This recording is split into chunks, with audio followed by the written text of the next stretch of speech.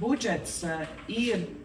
drošības apliecinājums, un tas iet roku rokā gan ar to, ka valsts ir aizsargāta un mūsu ekonomika attīstās, un arī mūsu sabiedrībai, mūsu ģimenēm ir skaidrība par nākotni. Manuprāt, tas ir valdības pamatu uzdevums šajā situācijā nodrošināt, lai budžets tiktu pieņemts, arī tās daudzās lietas, kas budžetā ir iestrādātas, apsolītas, gan minimālā alga, gan neapliekamais minimums, kas paaugstinās nākamajā gadā, gan arī pensionāru neapliekamie minimumi, kas paaugstinās, gan arī daudzas lietas drošībā, aizsardzības finansējums, kas nākamā gadā jau sasniegs 4,9% un 27. 5% no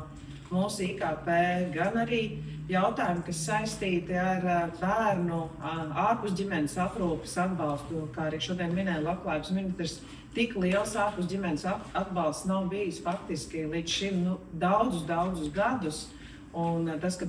katram bērnam būs iespēja nonākt ģimenē kaut vai ar to, ka valdība atbalsta finansiāli, jo vienreizējas adopcijas pabalsts palielināsies par 1000 eiro, manuprāt, ir ļoti liels visas valdības darba komandas rezultāts.